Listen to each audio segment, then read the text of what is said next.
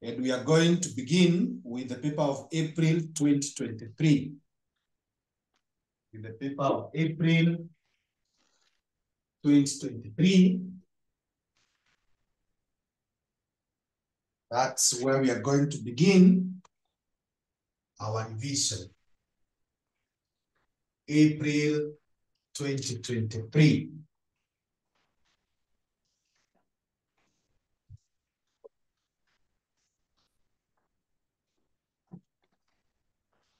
Now, the first question says, explain 4 sources of secondary data that you could use to gather information on research topic.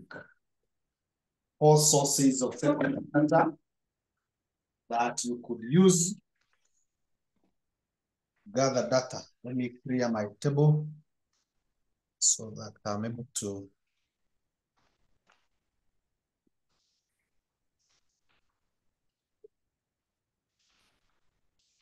use it well.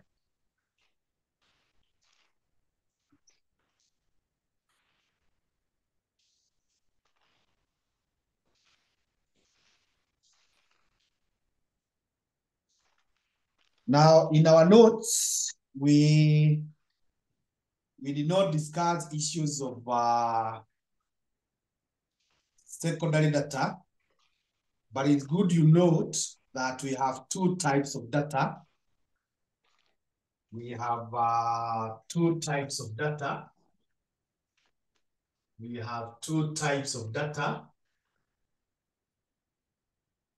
The first one is called primary data. It's called primary data. Now, primary data is data that you obtained from the source directory. From the source directory. That is what we call primary data. Primary data. So there are several methods that are used in gathering primary data. We have what we call observation. You can just look at what is happening and you gather that data. Number 2, we have what we call interviews. We have what we call interviews. This one we covered in our notes of the interviews. Number 3, we have what we call use of questionnaires. Questionnaires, this one we also discussed in our notes. And number 4, we have what we call telephone conversations. And also in our notes, we have been talking about telephone conversations. Now, the next type is called secondary data. Secondary data. And this secondary data, it is obtained from already compiled sources. Already compiled sources. So someone else had already corrected that, such as, and this is now the answer to the first question. So the answer to the first question is asking us, you will name the various sources of secondary data. 1, or A, you can talk of books. Another one, you can talk of magazines. Another one, you can talk of newspapers. Newspapers. Another one, you can talk of reports. Another one, you can talk of government publications. Government publications. Government publications. Those are some of the areas where you can where you can be able to get data for secondary, or you can be able to get what we are calling secondary data.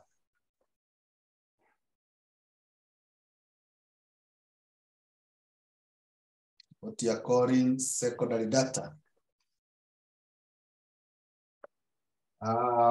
We could also add another one, research articles.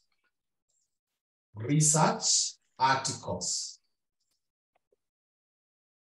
So the examiner here had asked the candidate to state 4 sources of secondary data. So we have said the answers are books, newspapers, magazines, reports, government publications, research articles.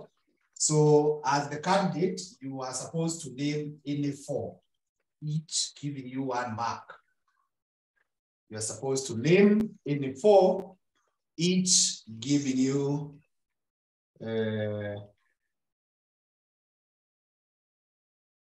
1 mark. Okay, so that is good enough. Then from there, we are told number 2, to discuss some factors to consider. Or let me read the question as it is written. Nasema B, outline 6 factors that you might put into consideration when writing a job application letter. Factors to consider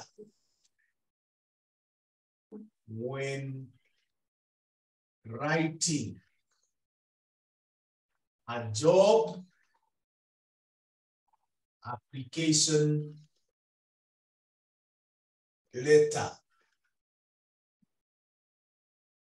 I think in our notes, we saw mambo ya application of jobs, how to write the CVs. Don't know whether I can remember where that was. Yes, if you go to the topic that we called advertisement and publicity of materials, hapo ndio tulisoma hii maneno, tukakuja kwa press release, new release. And then wanasema we discussed what we called curriculum vitae and resume. And tukasema tips for preparing impressive CVs. Point number 1, tukasema always put the essential things first, arrange the information within each item with your career objective in mind. Number 2, emphasize your skills, accomplishments, and levels of responsibility attained. Number 3, use reverse sequential order. That is, the most recent should appear first. Number 4, ensure the contents are completely accurate and honest. Number 5, mention anything special that can add weight to your candidature. Use a clear font and font size that is easy to read. Then curriculum vitae should not be more than 2 or 3 pages, and avoid abbreviations. So if that is what we said, then we need to come and ask ourselves, what are some of the factors that we need to consider when you are writing a CV, a cover letter? Now that is the CV, but there is the cover letter. Cover letter is your barua that describes about you. So some factors that you need to consider, 1 is the purpose. Purpose of the letter. So why are you writing the letter? You need to know very, very clearly, why are you writing the letter? You need to consider that. That's the first point that you need to consider. The other point that you need to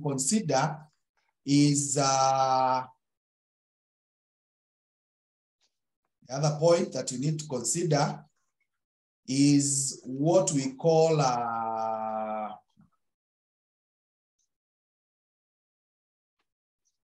the address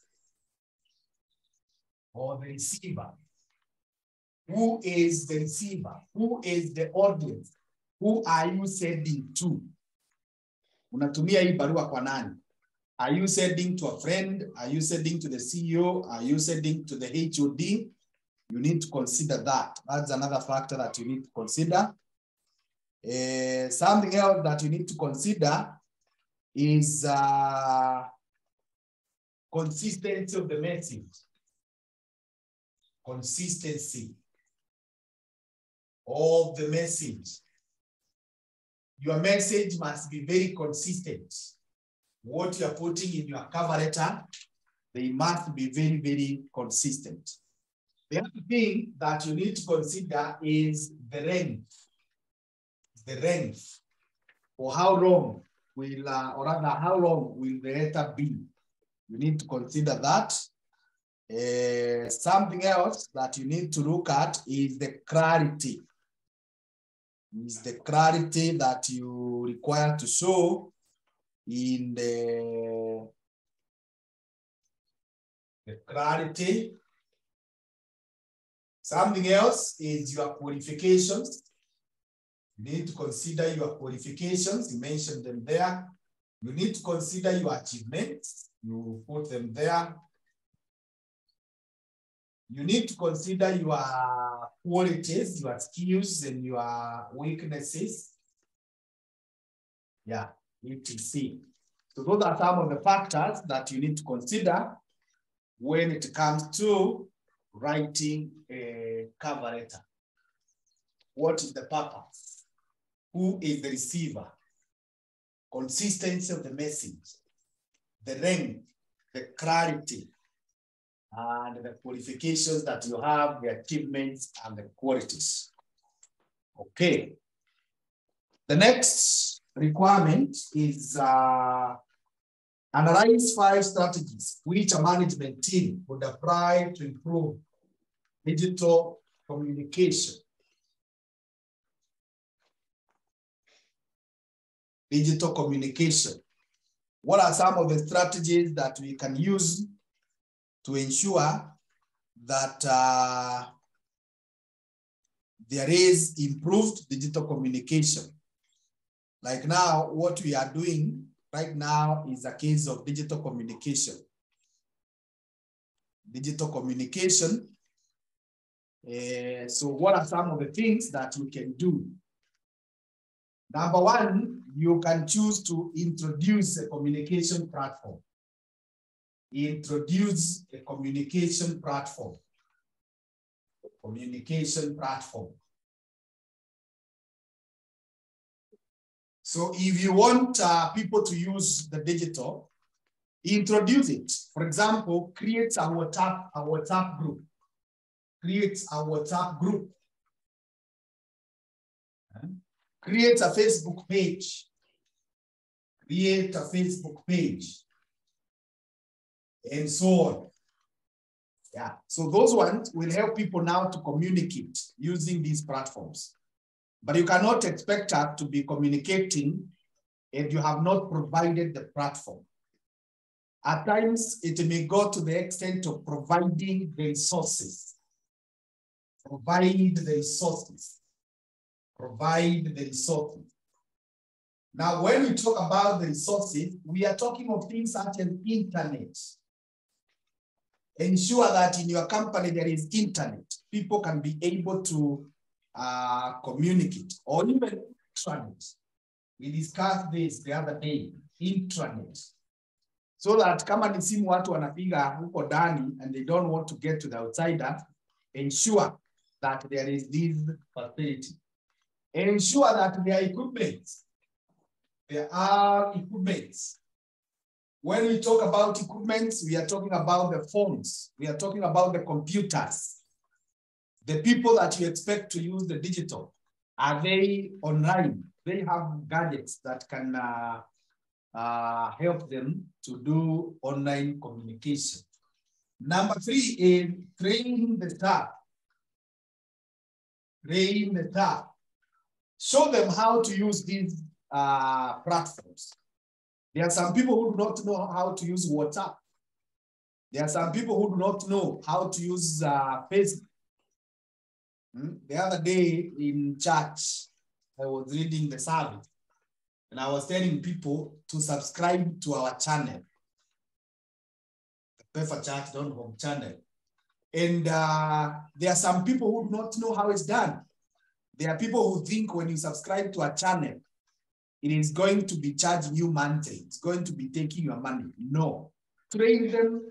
Actually, we have even done a video that is guiding people. That ukifika hapa, unafanya hii, unagonga hii, unapress hii, inakuletea hii. You train them. You show them how to use those platforms. And when you train them, as long as they have the willingness, then they will be trainable and they will be able to do that. Number 4, we are being asked to analyze 5 strategies that you can use. Number 4 is be direct and professional. Be direct and professional. Let people know exactly what you mean. Don't be a person who makes a statement and people are left wondering, what has that post said? What is it that we should do? Yeah. So ensure that you are so professional. You have come out in a direct way. Kila mtu ameelewa what is it that you have said. Another one is you schedule communication appropriately. You schedule communication. You schedule communication appropriately. Yeah, you schedule communication. Like now in this class, the way we are scheduling our class, we know the class is beginning at 8:30. It is scheduled. When you log in, you find that the class is ready. The machines and whatever else, they are ready. It's not when you are coming in, ndio tunajaribu ku log in or to make things to work. No, we should ensure that we are well prepared. We have scheduled our materials well, our resources well. That will help us in achieving our goals very, very well. Another one is have a plan for urgent messages. Have a plan for urgent messages. For urgent messages. Let people be able to know what is urgent and how it can be communicated in a very fast way. So have a plan for urgent messages. And then you align communications with company goals. So align communication with company goals. With company goals. So ensure that everyone is in line with what is it, the goals of the company, so that we are able to communicate in an efficient way. So those are some of the things that you can cite when it comes to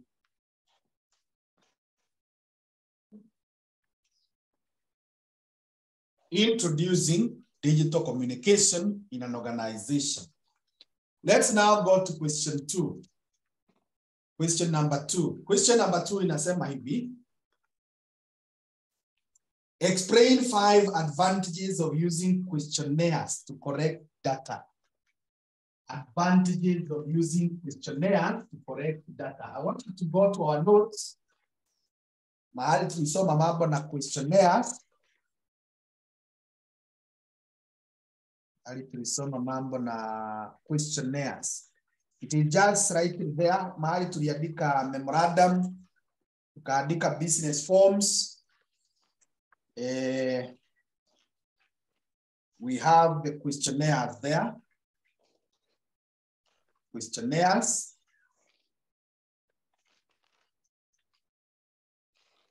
If you are there, I just want to read what we wrote. Now, tulisema a questionnaire is a research instrument that consists of a set of questions or other types of prompts that aim to collect information from a respondent. That's the definition of a questionnaire. The advantages are, number one, a lot of data can be gathered in less time. Number two, there is less chance of any bias creeping in, so there will be no biasness. Number three, they are easy to standardize. Number four, they can be used to explore potentially embarrassing areas, kama ni mambo na health ya mtu or marital status or anything that a person would be embarrassed, would feel ashamed to discuss.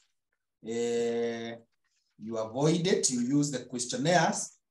The next one is that respondents can answer the questions without disclosing their identity. So someone can talk in an anonymous way. You don't have to know who it is that answered your questions. That is advantage number 5. So I gave you 5 advantages. Which I want us to capture in a very brief way. Number 1, we have talked of cost savings. It is cheaper. Number 2, we are talking of reach people quickly. We're able to reach people quickly.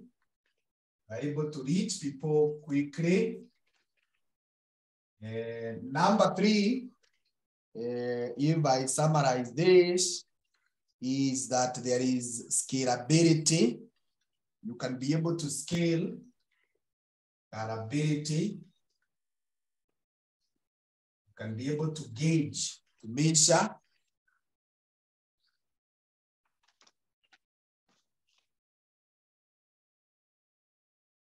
Another one is respondent anonymity. Respondent anonymity. That is what we have said. Someone can answer your questions without letting you know who it is that is answering. It is flexible. There is flexibility. People can answer the question they want, even when they want them to be answered.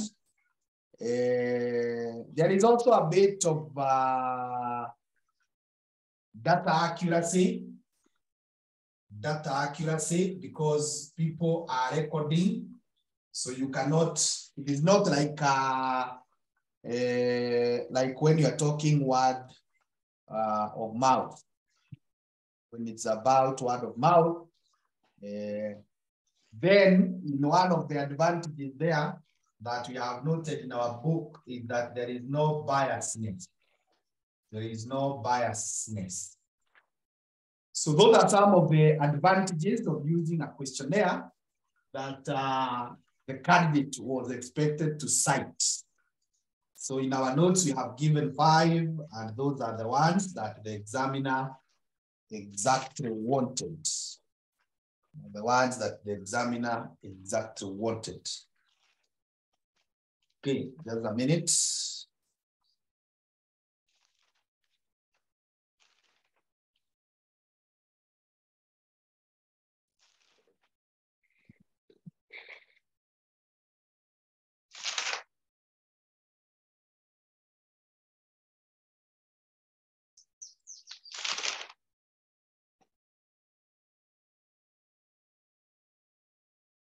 Bridget, you can mute yourself.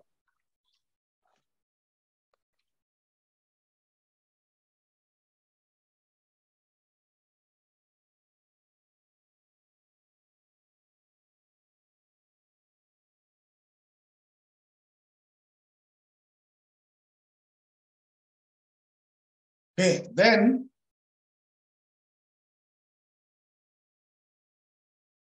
the next thing is we are told highlight 5 factors you could take into account to enhance clarity when writing business documents.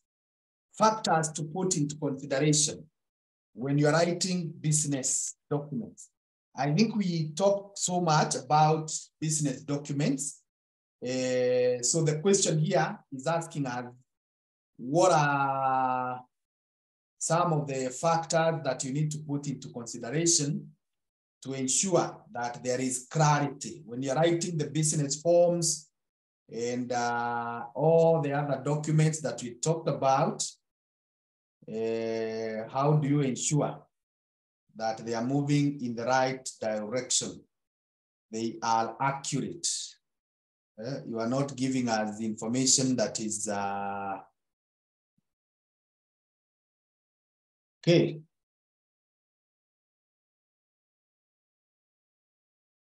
So what are some of the things that you need to do to ensure that you are accurate? Number one is clearly state your purpose. The issue of purpose is very, very important. Clearly state your purpose. Clearly state your purpose. That will help you to be very clear. Are you talking about marketing? Are you telling people that they have been reported to work late? Are you telling people about payments? So be very clear. What is the purpose of this business letter? This business memo, this business document, you must be very clear. What is the purpose? Don't give us a lot of whatever. Number two is use concise language. Use concise language. Use concise language. So ensure that you are giving us the information, or rather a language that is simple, that is brief. Don't use a very difficult language. Don't use a very detailed language. The more difficult, the more detailed it is, the higher the chances of making a mistake. So ensure that your language is concise.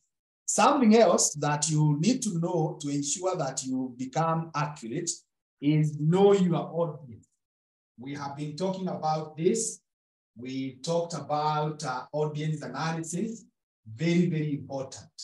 You will not make a mistake. When you are talking to young people, the language is different from when you are talking to old people. When you are talking to rich people, the language is also different from when you are talking to people who are not well-to-do in society. So you need to know, who am I talking to? The other thing is use active voice. Use active voice. So in this case, ensure that your voice, even if it is in writing, the tone, let me add it so that you are able to connect. The tone should be very active, should be well known. The other thing is in regard to this, use facts instead of opinions. Use facts instead of opinions. Use facts instead of opinions. So make sure that whatever you are writing in your letters, they are facts. It is factually correct. Don't rely on opinions. Number 6 that you can use is the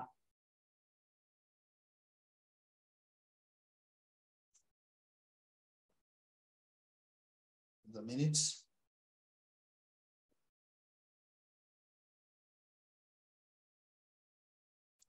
Organize your ideas well. Organize your ideas well. So make sure that your ideas are flowing in a consistent way.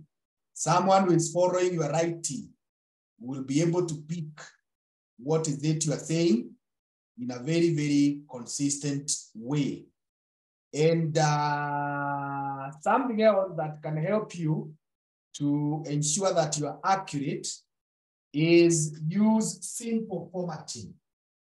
Use simple formatting.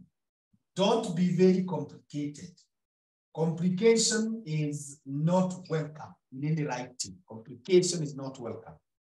So make sure that you are giving us very, very simple formatting.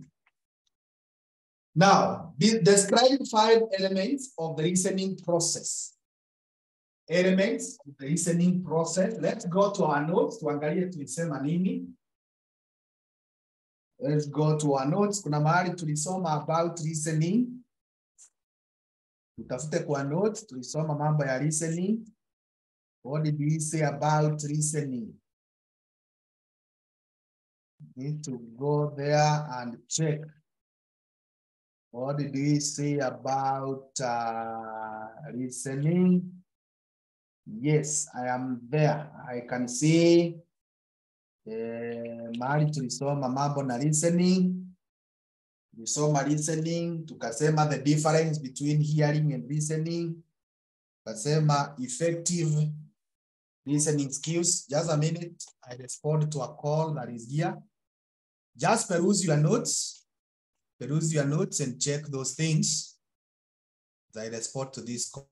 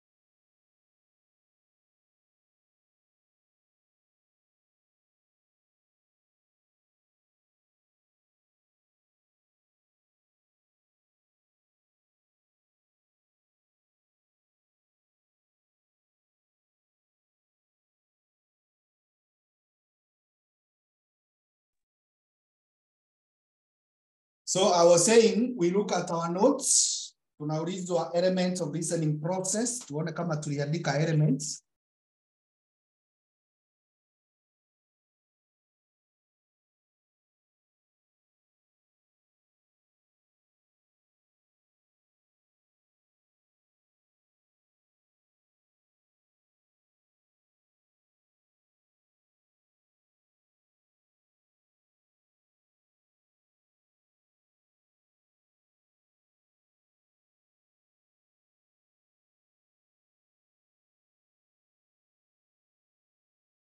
Elements, I hope we are there.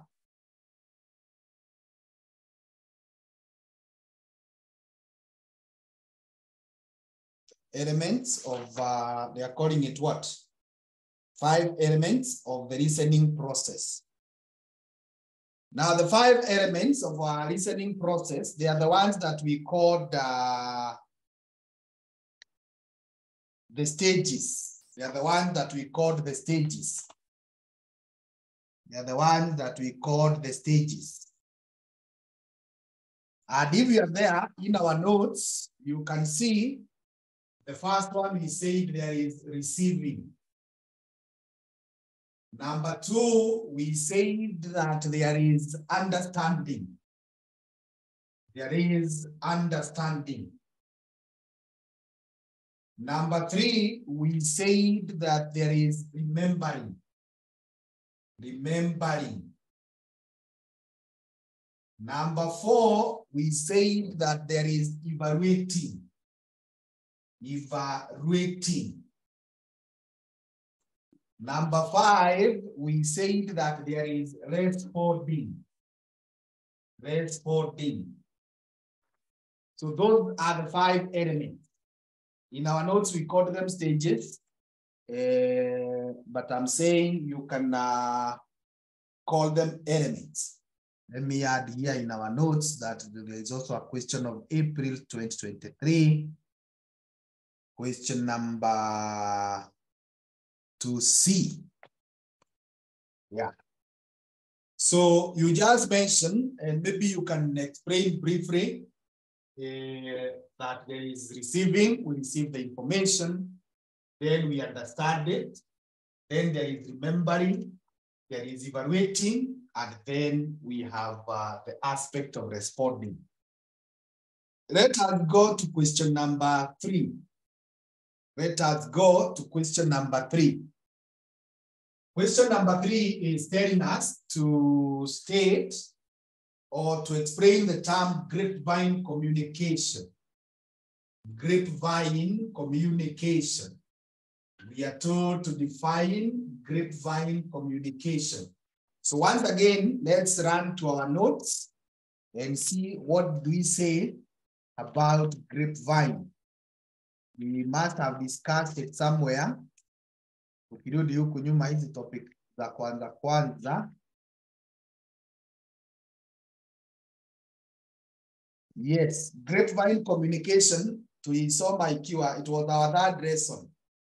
It was our lesson number 3. Lesson number 3. Na hapo ndio tulisoma mambo ya informal communication. Get there kwa informal communication. Na tukasema this is communication that flows without following the formal path. So it is communication that flows without following the formal path. Without following the formal path. Is the communication that flows without following the formal path. That is what we are calling grapevine communication. Grapevine communication. So we say, this grapevine communication is also known as informal communication. It's also known as informal communication. So grapevine is that communication that flows without following the formal path. Without following the formal path. That is what we call grapevine communication. Hiyo swali ingine walikuwa wameulizwa, summarize 5 reasons why grapevine communication is essential. Reasons why grapevine communication is essential in an organization. Why grapevine communication is essential in an organization.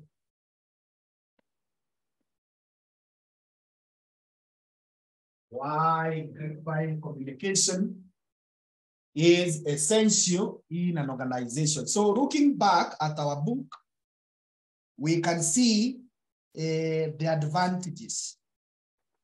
The advantages. One, tukasema it is fast and effective. It is fast and effective. It is fast and effective.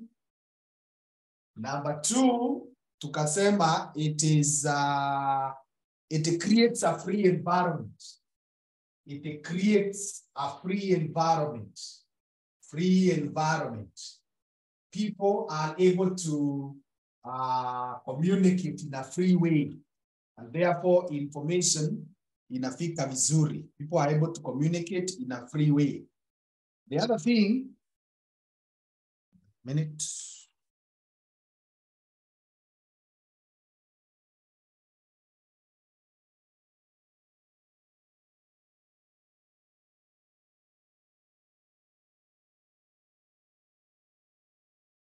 other thing is there is better human relations.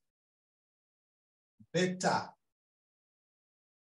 human relations. It creates good relationships.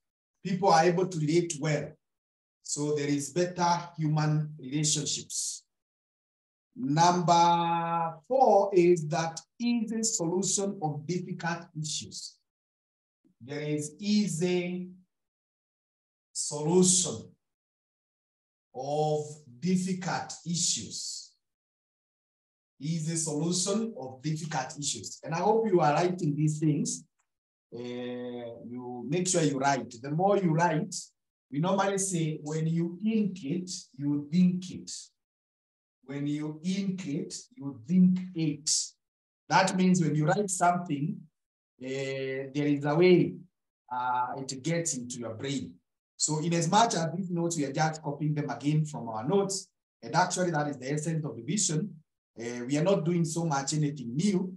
We are just revising. So when you write again, several times, inaingia kwa kichwa na ina stick. Very, very important. So don't just assume that because they are there, you will not write. Number 5 is tulisema, it satisfies social needs of workers. It satisfies social needs of workers. So when people communicate informally, their social needs are met, and that is good. So there is, let me write where that one is coming from. It has come from April 2023. Question number 3A.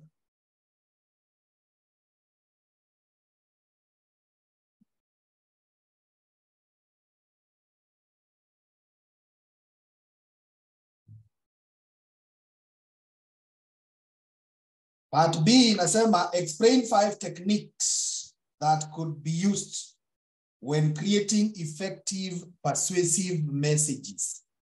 Fungua your notes, mahali tulisoma persuasion.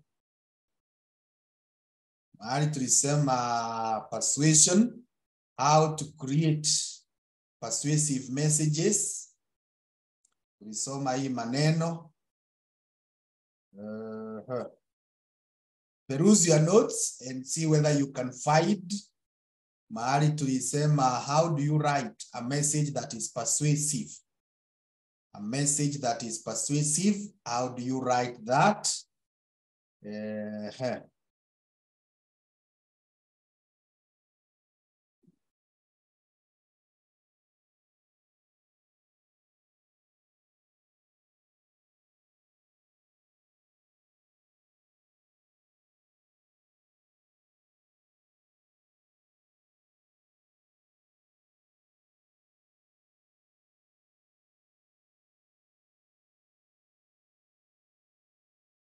Okay. Let's see whether we will be able to track where tuliandika mambo ya persuasive messages.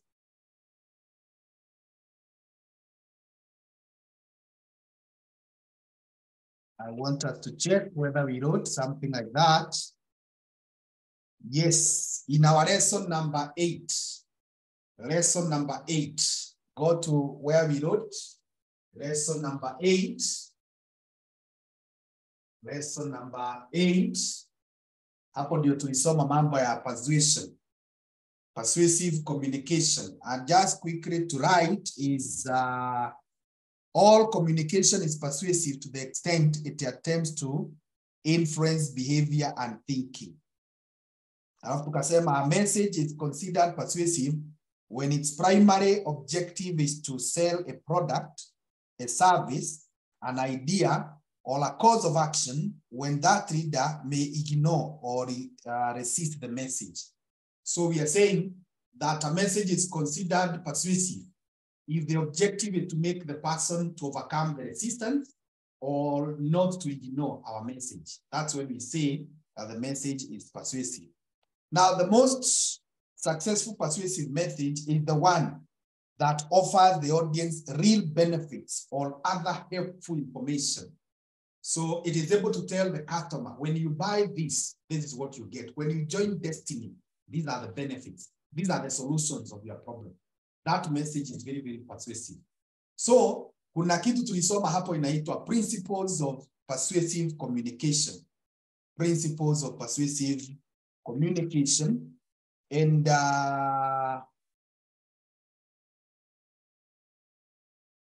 tukasema mambo na reciprocity, tukasema scarcity, tukasema authority, tukasema consensus, tukasema ranking.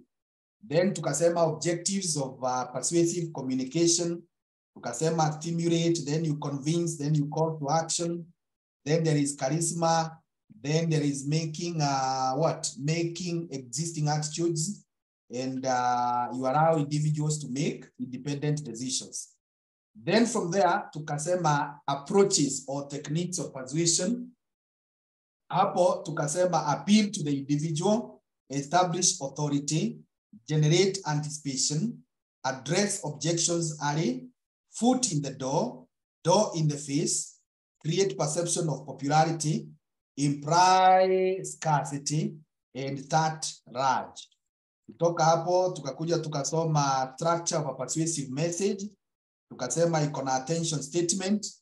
There is what we call introduction. Then tukasema iko na explanation.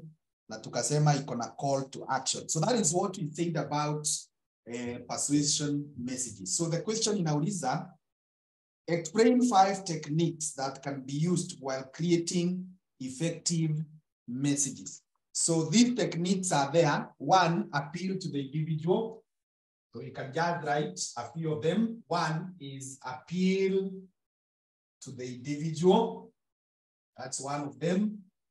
Appeal to the individual. Number 2, tukasema establish authority. Establish authority. Establish authority. Number 3, tukasema generate anticipation. You generate anticipation. Generate anticipation. And number 4 is address objections early. You address objections early if these people are going to object. Number 5 is foot in the door. I explained what is foot in the door. Another one is door in the face. Door in the face. Door in the face. Those are 6, but we still have 3 more, or we can write even the others. Create perception of popularity. Create perception of popularity. Create perception of popularity. Number 8, tukasema inaitwa imply scarcity. implies scarcity. Let people know that you are not readily available. Another one is start range. Start range. So those are the techniques that you can use to ensure that ile message unaandika, it is very persuasive. So tunasema, you imply scarcity, you start large, you appeal to the individual, you establish authority, you generate anticipation, you address objections early, you foot in the door, and then you door in the face, and then you create perception of popularity. So those are some of the things that we require to do in regard to that.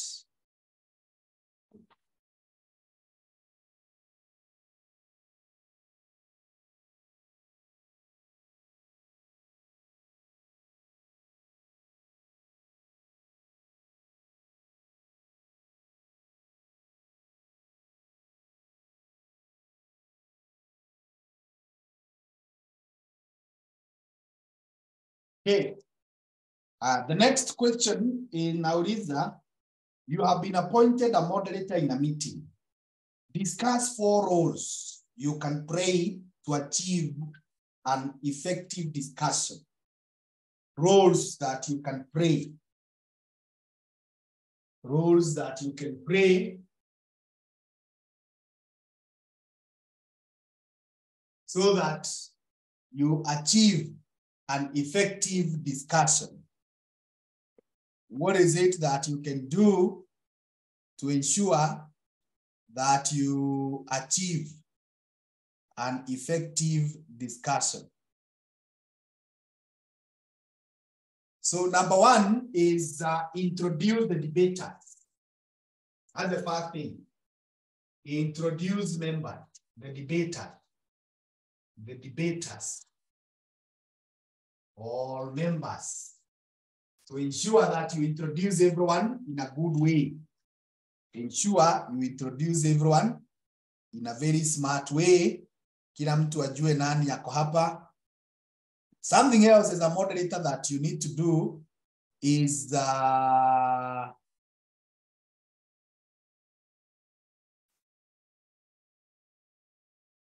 number 2, ensure that you add petty. You ensure you add petty arguments. Petty arguments.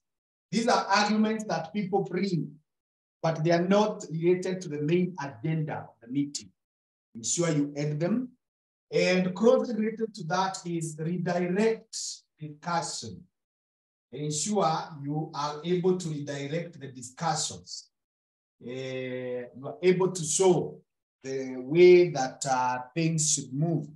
Let people not get involved in side shows, in things that are not helping. And then you monitor time, and you can ensure that there is order. Ensure there is order. There is order. When someone goes outside, maybe their emotions have gone high, you tell them so and so, you are out of order. And if they fail to listen to you, you can even order the sergeant at arms or the guys that at the door who will help you to remove any person who is troublesome from the debate. So those are some of the things that you need to check when it comes to debating. Let's go to question number 4. Highlight just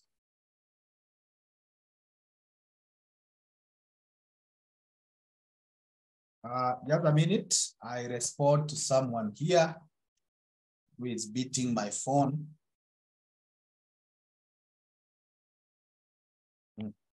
Hey, mouse, I need to use it so that I can.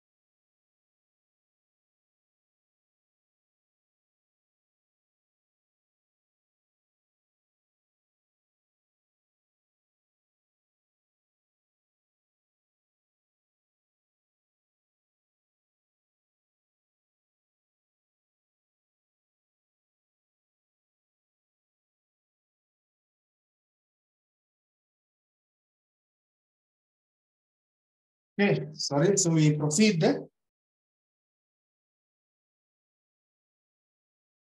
Swali nasema, question 4, I write 4 errors that could be avoided while delivering a presentation. The errors that you can avoid when you are delivering a presentation. 1 is failing to engage emotionally. Failing to engage emotionally. Failing to engage emotionally, that is an error you can avoid.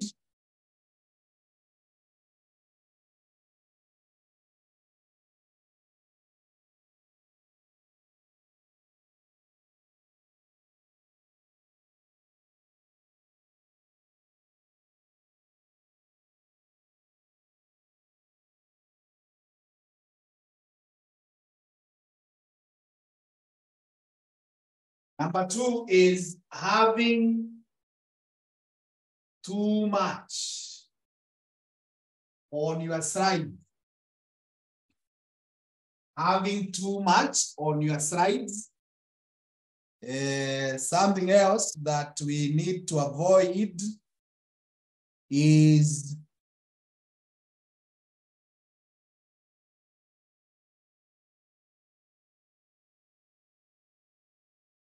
trotting out tired visuals. Trotting out tired, in quote, visuals. Trotting out tired visuals. Something else that you can avoid is speaking in jargons. Speaking in jargons. Speaking in jargons. Number 5 is getting or going over your allocated time. Going over your allotted or allocated time. Going over your allotted or allocated time. Something else. Rather, those are the main things that we need to check when you are making a presentation. You avoid them. When you are making a presentation, you avoid those mistakes. So we are saying failing to engage emotionally. When you are making a presentation, let it be engaging in an emotional way. Let your people be able to connect with you. The other one is don't put a lot of information on the slides. Mpaka kila mtu anashughulia anajaribu kuangalia what is it that you have written. Alafu unashida ukisoma hapo, unashida ukisoma. Or even you have a speech, not unless you are the president or the CEO, where you have to really read the written speech word by word. The slides and the notes are supposed to give you a guide. It's not everything. You should have read this thing and understood. So slide tu ya kukumbusha tu ka point kamoja, emotions. Sasa unaandika tu emotionally. Then ukiona tu hiyo inakukumbusha what was around there, you speak it. Then unaandika something like tired visuals. Don't bring to us tired visuals. These are visuals that are not very clear. Are visuals that belongs to a long time ago. Then the other thing is don't speak in jargons. That is something you can avoid. Use simple language and don't be like Pierrot Lumumba. Pierrot Lumumba uses a very difficult language, but fortunately, in most of his forums, he speaks to people who have the ability to understand such words. But if you are speaking to people who do not understand that, there will be no communication. Then don't exceed the time that has been allocated. I'm sure you have been to churches and you hear your pastor or some of the speakers saying, a good speaker concludes 5 times. Unashida ukiambia watu, as I conclude. Na saa hiyo time yako imeisha. As I conclude. Inakaa kama unawadanganya. Don't go beyond your allocated time. Just confine yourself. Kama umeambiwa speak to us for 2 hours, like now in this class, fikisha hapo. It is better even umalize mapema. Kama umeambiwa we are giving you 10 minutes, fikisha hapo. I've gone to functions, naona mtu mpaka MC akikuja kumwambia anamwambia hapo najua time yangu imeisha lakini wacha nimalize this point. Anaongea. Some of them even become rude. Usiniharakishe. I have to speak all this. Now that is very, very bothering. It is very, very irritating to your audience. Next tunaulizwa 5 benefits of telecommuting to an employee. The benefits of telecommuting. Like now what I'm doing. Working from home. This is telecommuting. Again, the benefit that I'm getting when I'm working from home. Yeah? These ones are very, very obvious things. One, there is time saving. Time saving. Ile time ningetumia kuenda town, kufunza huko na kurudi. It is not there. Number 2, there is cost savings. Ile fare ningelipa ndio niende town. I'm not going to pay. I'm just here in the house. Nimeamka tu, nikaingia kwa hii room, nikaanza kufunza. Nikimaliza, I just remain in the house, do other things. Yeah. So it is very, very cost effective.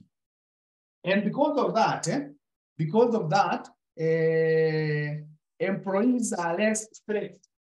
They are less stressed. They are less stressed and more productive. Actually, there is a class that told me when I'm teaching from the house, we are doing so much compared to when I'm teaching in class. Because tukiwa na hao hapo class, tunaongea, natoka break hivyo. But when I'm here, hakuna mahali kwingi, other than the calls that are coming here, I'm able to teach for my 2 good hours. And we are able to do a lot. Yeah, so people become more productive when they are in such a place, when they are allowed to telecommute. And then there is flexibility, flexible work schedules, flexibility of flexible work schedules. Like now, you people, because you are at home, I guess most of you are at home, and I'm also at home. Nikisikia tutaweza kuanza our class at 8:30, naweza waambia, let's start our class at 12. Na tutaanza tu na tusome. Yeah. So there is a lot of flexibility. But kama mlikuwa mmekuja kwa shule, that flexibility is not there. Another one is that people can work even when sick. People can work even when slightly unwell. When slightly unwell. Let me use that word, slightly unwell. So kama sijisikii vizuri, I may not afford to go all the way to town. I can just get my computer here and I teach. Nikiwa tu hata nimeketi hapa.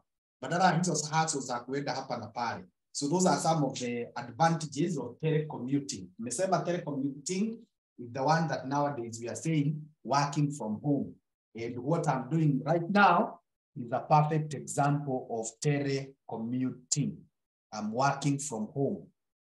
Actually, I was telling someone the other day that even now my lunch cost has come down because I don't have to pay for lunch in town. I'm just getting it here in-house. Okay. The other thing is discuss 5 measures that a manager could take to enhance ethical communication in an organization. Hiyo tulisoma juzi. It's one of the things tulisoma juzi. What is it that you can do to ensure that there is ethical communication?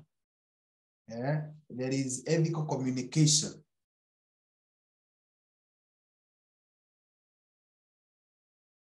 Yeah, if you look at the last topic, the topic on lesson number 20.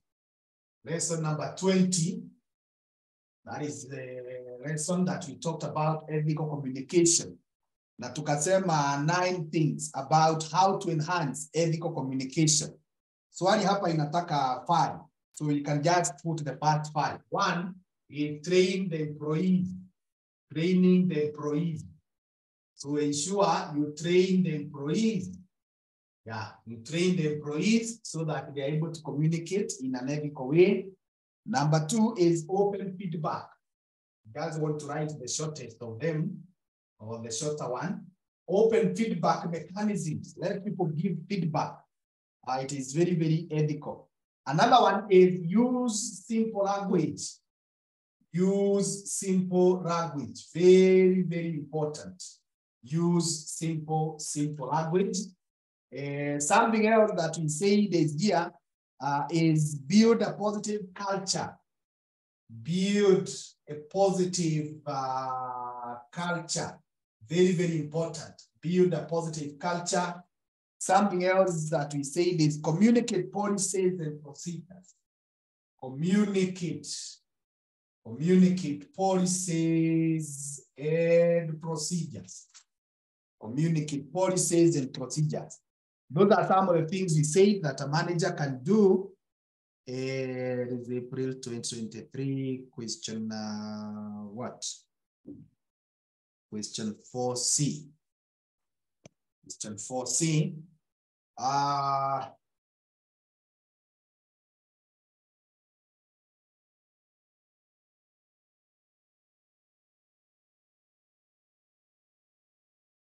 Question 4C. I think that is good. Let us go to question 5. Question 5. Explain 4 examples of unethical behavior in business communication. Examples of unethical behavior. Examples of here tu kuandika kwa notes. I want us to add. I'm also updating my notes. Examples of unethical behavior at the workplace. Examples of unethical behavior. One is coercion. When people are communicating, there is what we call coercion. Examples of unethical behavior is coercion or coercive. Coercive. Now, when we talk about coercive, we are talking of intimidating language. Intimidating, threatening. You are threatening people. If you don't do this, you do this, I'm going to do this. That is coercing people. So people do not do what they are doing because they were willing, but they were threatened. They were given threats. They were scared. That is very wrong. Another one is destructive. Destructive. Now, when we talk about the behavior being destructive, we are talking of being abusive.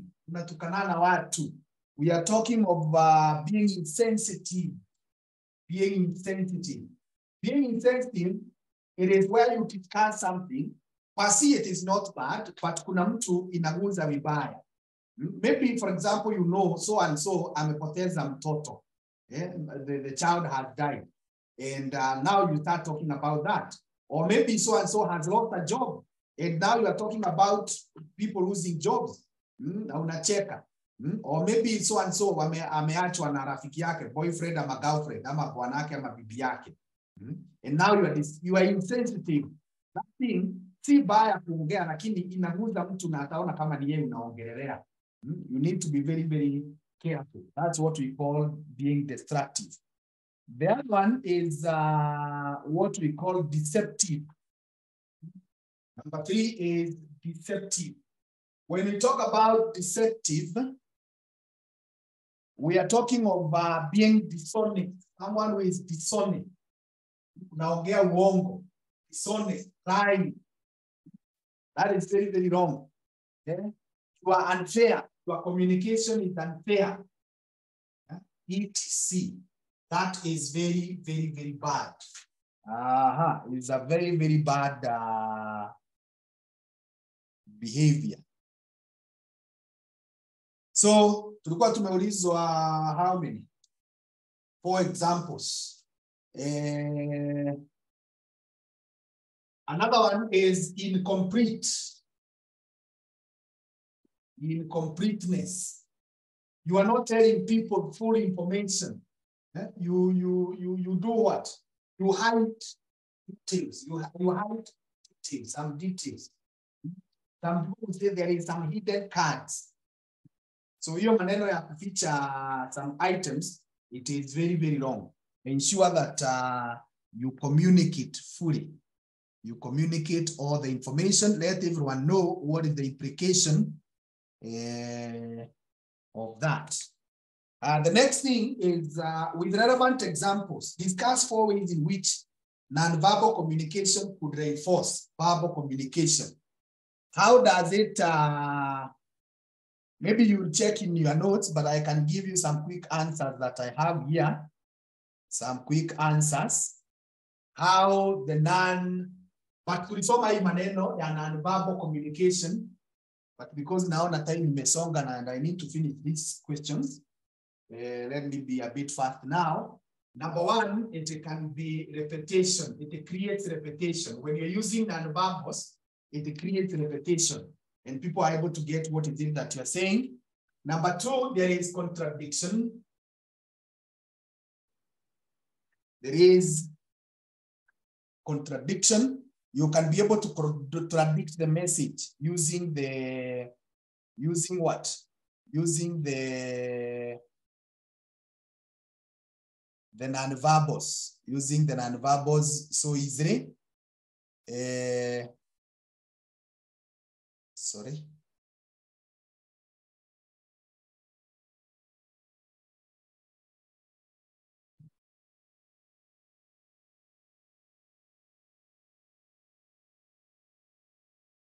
Contradiction.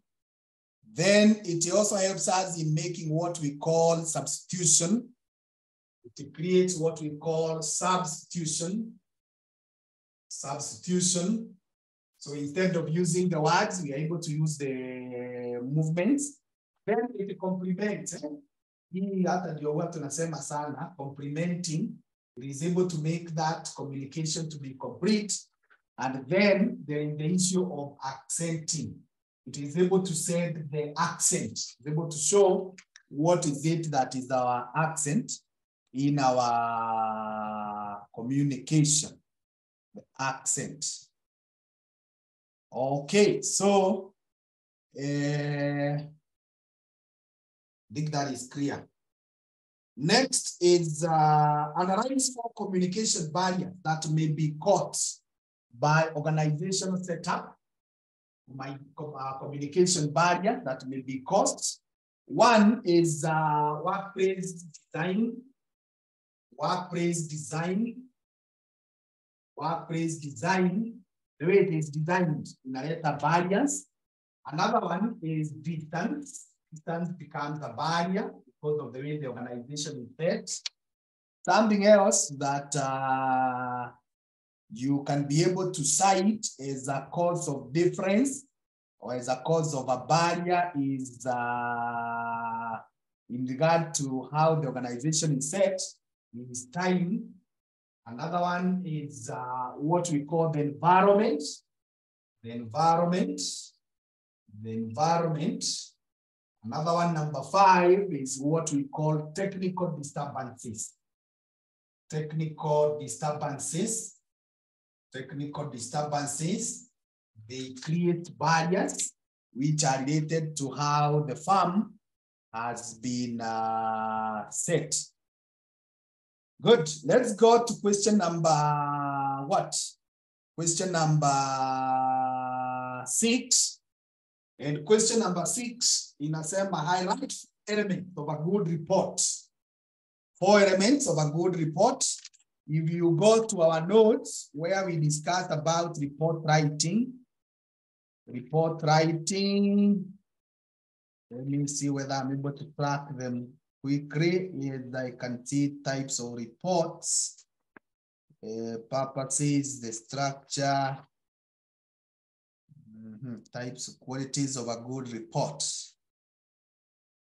Yes, that is the one that we are calling qualities of a good report. Qualities of a good report. They are the ones we are calling the 4 elements. Report writing. If you are there to remember, the report must be complete. The report should be complete. Number 2, tukasema it must be clear, clarity. Number 3, tukasema there must be conciseness. It must be concise. Number 4, tukasema it must be readable. Readable. Readable, from the word read. You can be able to read that.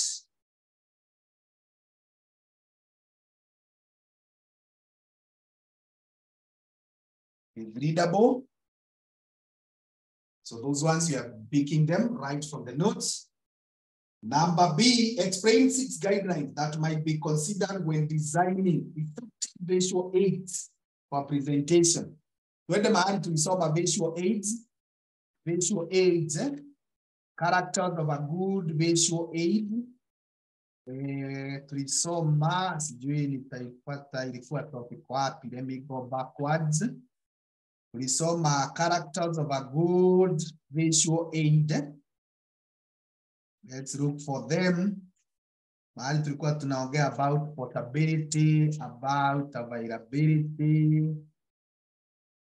Maneno tulisema, yes, presentation aids. Enda mahali tulisoma, this was lesson number 13.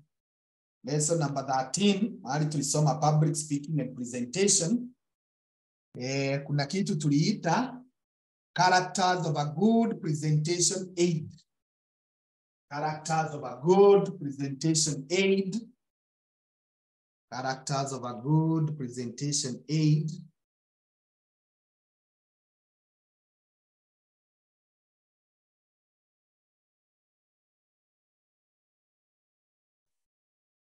I give you 4. One is easily experienced by the audience. Easily experienced. Easily experienced. Easily experienced by the audience. Number 2, tukasema it must be portable. Must be portable. Number 3, tukasema it is aesthetically pleasing. Aesthetically pleasing, meaning that it is attractive, it inapendeza macho. It is something that is supporting your speech. Support your speech. Something else that I need to add is readily available. Readily available. Readily available and easy to use. Easy to use. And you can also talk about reliability. Ita shida ikikusumbua, mitambo inaanguka, speakers isisikiki. So those are some of the things that you need to consider. Easily experienced, portable, aesthetically pleasing, support your speech, readily available, easy to use, and something that you can rely on. Okay, discuss 5 benefits of constituting an independent formal committee to resolve conflicts. Your syllabus haikuwa na mambo ya conflict resolution, so hatukusoma hiyo, but all the same, I can give you a few points of the few advantages of using committees. Why do we form committees?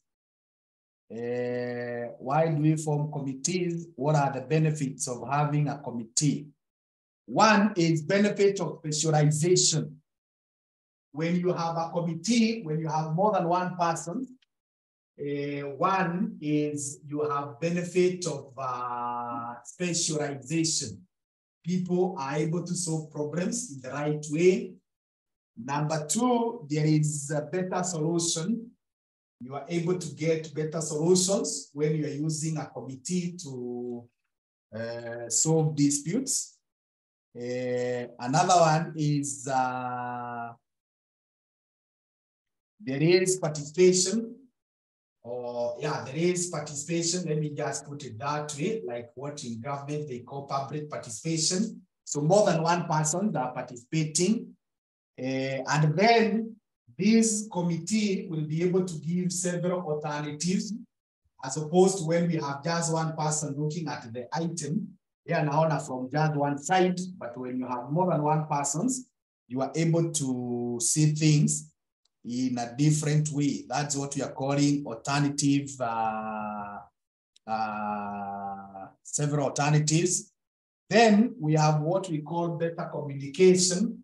When we are in a committee, there is better communication. Then there is no biasness, no biasness.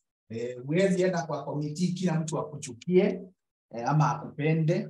And then the enhanced team spirit. The enhanced team spirit.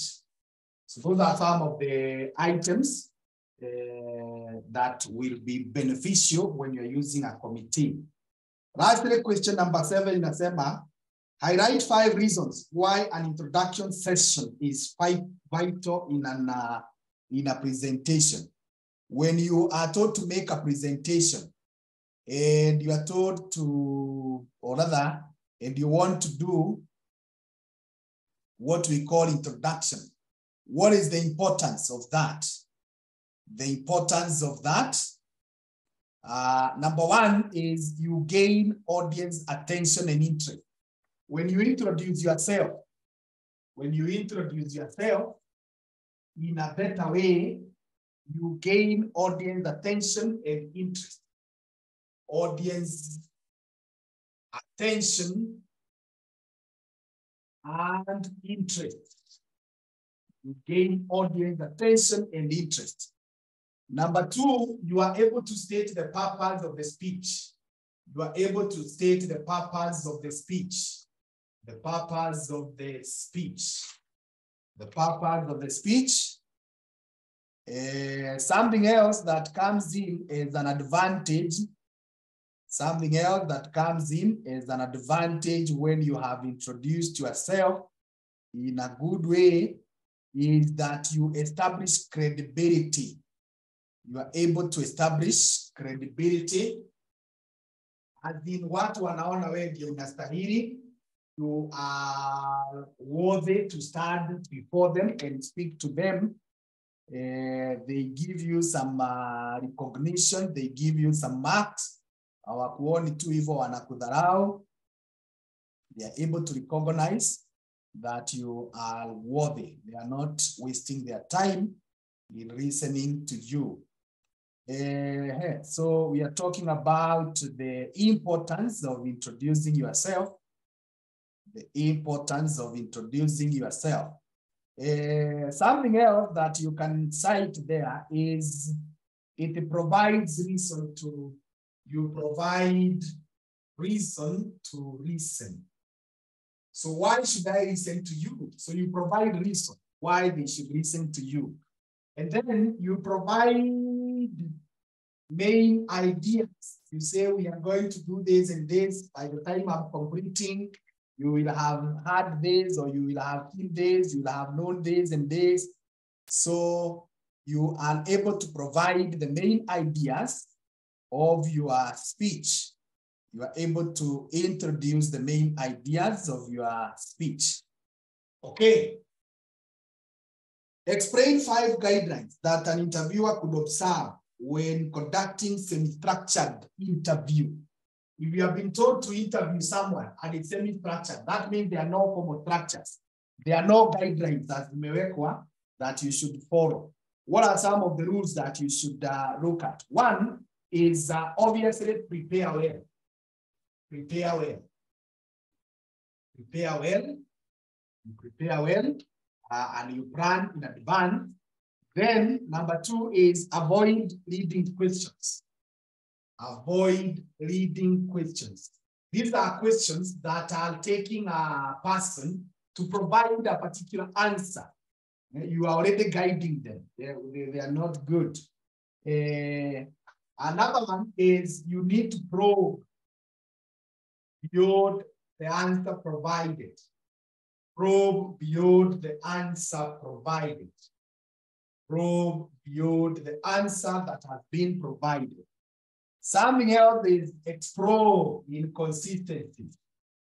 Explore inconsistencies. When this person is giving you an answer and you feel that what they are saying is not adding up, you need to check and record the words in the interview. Let us know. That is what we call the minutes. This is what we call the minutes. You need to record them so that we are able to follow in the right path. And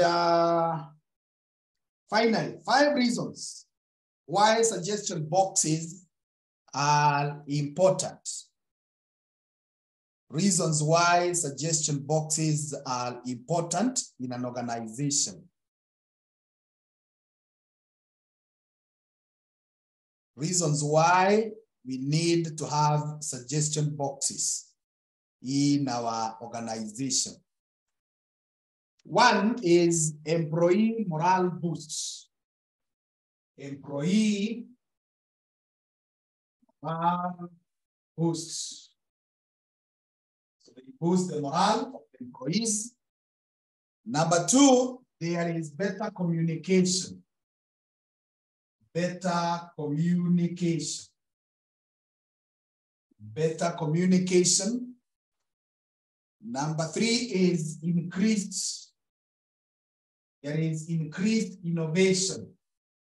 Increased innovation and problem solving. Increased innovation and problem solving. Increased innovation and problem solving. There is improved employee engagement. Improved employee engagement. Improved employee engagement or engaged. Outright, it is also an outrage for quiet employees.